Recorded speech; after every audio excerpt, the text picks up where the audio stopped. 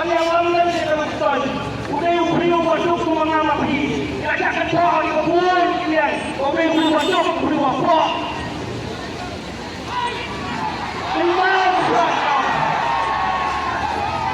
Berjuang kerana udah beri umumnya tak beri kita mau lagi. Udah beri berapa? Ini berapa? Udah beri saya apa saya akan boleh. Saya sudah tahu tanggal ini. Uya sudah Constituency. Pandai tak berpikir Paitbah. Maka tu kerja apa ada orang kayak begini. Mereka nak tahu nak cakap. Anak dia mulai melek. Berkata pergi Paitbah. Mentah perjom. Mentah kalau jatuh saya ini kalau isah ini. Apa jirong?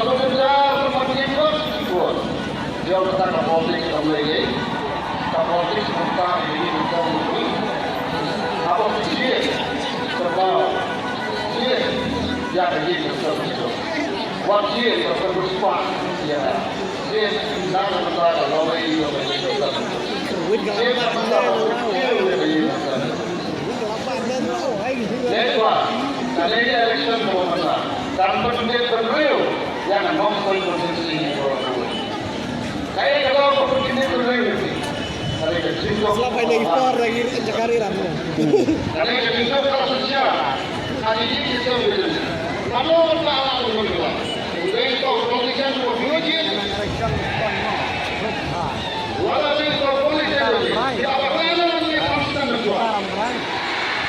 Berikuan berdua, berikuan apa berdua. Kalau ini berdua, kalau sendiri, dia itu Congress Party. Dia non-final ada bentuk kebencian. Dan bentuk kebencian yang non-final Constituency. Lalu Paitbah yang berjauh parti yang boleh. Lalu dari political party baru berlawan menjebas ini. So, baru landung lah sebagai parti berlainan, kalau yang sebagai parti bahkan Sibol kita dia dengan handai, bawa dah. Baik dan nak kita ini semua dengan siapang, dia. Bahkan baik dan kita jauh bagi itu misalnya beri mereka selesai. Kalau dia kedua dan hancur kedua, asal dia yang kedua terjadi. Semua boleh kasih kedua yang terjadi. Bagi yang kubatan mereka kedua. Lala kita boleh bayar dia. Bagi dia jadi siapa cukup selesai. Jadi siapa rumah. Nama Nongstoin kalau Nongstoin kalau nanti prepare lagi lagi Constituency atau Tyllei Tyllei pun Paitbah yang akor itu Tyllei pun lekor lekor lekor lekor pas